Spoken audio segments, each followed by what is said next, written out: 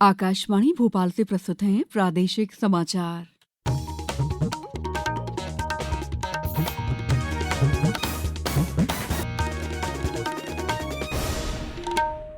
नमस्कार, समाचारों के साथ मैं दीपा सिंह।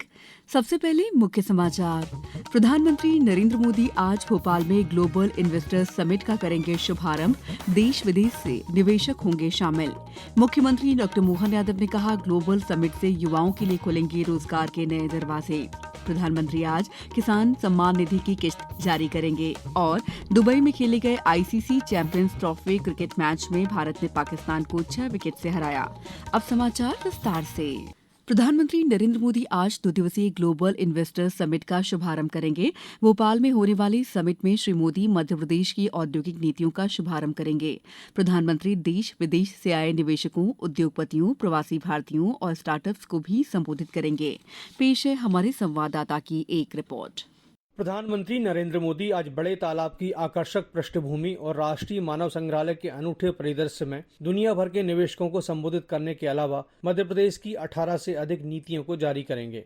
इन नीतियों में औद्योगिक, खाद्य, निर्यात, MSME, startups, GCC, semiconductor, drone, पर्यटन, फिल्म निर्माण से संबंधित नीतियां शामिल हैं। यह मध्य प्रदेश में 8वां और भोपाल में आयोजित होने वाला पहला वैश्विक निवेशक सम्मेलन है। मुख्यमंत्री डॉ मोहन यादव सम्मेलन की अध्यक्षता करेंगे। ग्लोबल इन्वेस्टर्स समिट में सहभागिता के लिए 25,000 से अधिक पंजीकरण हुए हैं। 50 से अधिक देशों के 100 से अधिक विदेशी प्रतिनिधि भी भोपाल आ रहे हैं। इसमें राजदूत, उच्चायुक्त और महावाणिज्य दूत शामिल हैं। समिट में भाग लेने वाले प्रमुख उद्योगपतियों में आदित्य बिरला समूह के अध्यक्ष कुमार मंगलम बिरला, अडानी समूह के अध्यक्ष गौतम अडानी, गोदरेज इंडस्ट्रीज के नादिर गोदरेज, भारत फोर्ज लिमिटेड के बाबा एन कल्याणी और सन फार्मास्यूटिकल्स लिमिटेड के राहुल अवस्थी जैसे दिग्गज शामिल हैं। संजीव शर्मा, आकाशवाणी समाचार, भोपाल।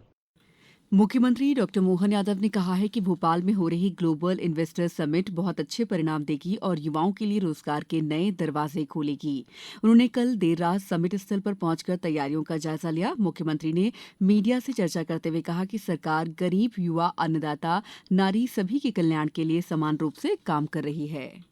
विदेश वालों के साथ हम इन्वेस्टमेंट के लिए अपनी सरकार के साथ सभी अलग अलग प्रकार की पॉलिसियों के साथ बड़े पैमाने पर निवेश के लिए आकर्षक प्रस्ताव दे रहे हैं और जिसके माध्यम से हमारे प्रदेश के युवाओं को रोजगार के नए दरवाजे और नई संभावना खुलेगी। बहुत तेजी से बढ़ने वाले प्रदेशों में मध्य प्रदेश जब आया है तो मध्य प्रदेश को हमारी आर्थिक प्रगति की दर और तेज करने के लिए इसी प्रकार के इन्वेस्टमेंट के कार्यक्रम करने की जरूरत है। आइए हम सब मिलकर के संकल्प करें, मध्य प्रदेश को 21वीं शताब्दी के लायक बनाएं। प्रधानमंत्री नरेंद्र मोदी ने भोपाल में आयोजित ग्लोबल इन्वेस्टर्स समिट के निर्धारित कार्यक्रम में विद्यार्थियों के हित में परिवर्तन करते हुए एक बार फिर विद्यार्थियों के प्रति संवेदनशीलता दिखाई है। निर्धारित कार्यक्रम के अनुसार प्रधानमंत्री श्री मोदी प्रातः सुबह 9:45 पर जीआईएस कार्यक्रम स्थल के लिए रवाना होने वाले थे। आज विद्यार्थियों की वार्षिक परीक्षा होने से प्रधानमंत्री श्री मोदी ने अपने कार्यक्रम को 15 मिनट आगे बढ़ाते हुए 10 बजे का कार्यक्रम निर्धारित किया। प्रधानमंत्री श्री मोदी अब प्रातः 10 बजे कार्यक्रम स्थल के लिए रवाना होंगे। इससे परीक्षार्थियों को परीक्षा केंद्र तक पहुंचने में किसी भी प्रकार की कठिनाई का सामना नहीं करना पड़ेगा। समाचारों में वक्त है ब्रेक का। ये समाचार आप आकाशवाणी मध्य प्रदेश से सुन रहे हैं। ये समाचार बुलेटिन YouTube पर, Madhya Pradesh news All India Radio channel पर और फेसबुक, साथ ही एक्स प्लेटफॉर्म पर AIR न्यूज भोपाल पेज पर सुने जा सकते हैं। इसके अलावा आप हमारी वेबसाइट newsonair.gov.in पर अथवा न्यूज ऑन AIR ऐप पर भी समाचार सुन सकते हैं। ब्रेक के बाद समाचारों में आपका एक बार फिर स्वागत है। प्रधानमंत्री नरेंद्र मोदी आज बिहार के भागलपुर से प्रधानमंत्री किसान सम्मान निधि योजना की 19वीं किश्त जारी करेंगे। इस योजना के माध्यम से भूमि धारक किसानों को 3 समान किश्तों में सालाना 6,000 रुपए की आर्थिक सहायता प्रदान की जाती है।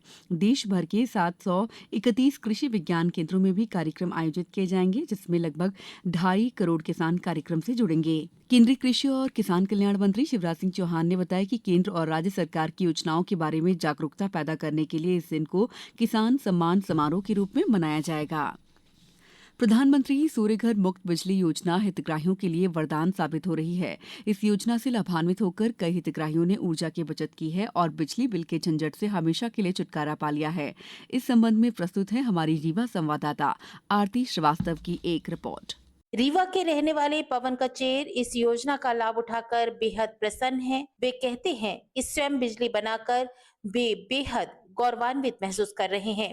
सूर्य घर योजना के तहत बताया गया था कि 300 यूनिट बिजली फ्री के लिए, तो हम लोगों ने 3 किलोवाट का हमने अपने घर में सोलर पैनल लगवाया है, जिसमें हमें 78,000 की सब्सिडी मिली है। प्रधानमंत्री सूर्य घर मुफ्त बिजली योजना की पात्र गृहिणी एकता सिंह ने बताया कि इस योजना का लाभ उठाकर उनको अब लंबे चौड़े बिजली बिलों से राहत मिल गई है। अब बेहद कम बिल आता है, जिससे उन्हें अब काफी सुविधा है। हमने अपने घर में सोलर पैनल लगवाया है, जिसमें हमें 78,000 सब्सिडी मिली है और हमारा बिजली का बिल पहले बहुत आता था, अब मात्र 140 रुपए आता है। मोदी जी के मैं बहुत आभारी हूँ जो इस योजना का उन्होंने लाभ दिया हमें। जिले में प्रधानमंत्री सूर्य घर मुफ्त बिजली योजना के क्रियान्वयन के संबंध में एमपीबी के एसई ब्रजेश शुक्ला ने हमें बताया। रीवा जिले में इसका प्रचार अच्छी तरह से किया जा रहा है और इसको समझने के लिए कई लोग शिविरों में भी आ रहे हैं और रजिस्ट्रेशन भी करा रहे हैं। अभी तक लगभग 1,000 लोगों ने रजिस्ट्रेशन कराया है।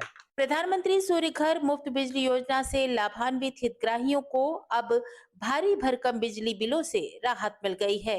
आकाशवाणी समाचार के लिए रीवा से मैं आरती श्रीवास्तव।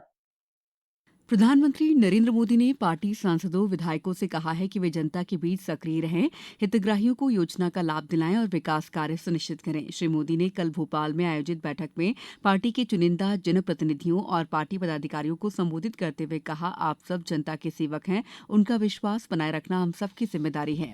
इस दौरान प्रधानमंत्री श्री मोदी ने सांसदों विधायकों से योजनाओं और उनके अपने क्षेत्र में विकास कार्यों से संबंधित कार्य योजना को लेकर चर्चा की। मुख्यमंत्री डॉक्टर मोहन यादव, प्रदेश भाजपा अध्यक्ष विष्णुदत्त शर्मा सहित अन्य नेता इस अवसर पर मौजूद थे। दुबई में चैंपियंस ट्रॉफी एक दिवसीय क्रिकेट प्रतियोगिता में ग्रुप ए के एक अहम मुकाबले में कल रात भारत ने पाकिस्तान को 6 विकेट से हरा दिया। Player of the match Virat Kohli ने नाबाद शतक बनाया। टॉस जीतकर पहले बल्लेबाजी करते हुए पाकिस्तान की टीम 50वें ओवर में 241 रन पर ही सिमट गई। सऊद शकील ने सर्वाधिक 62 रन बनाए। भारत के लिए कुलदीप यादव ने 3 विकेट हासिल किए, जबकि हार्दिक पांड्या ने 2 विकेट लिए।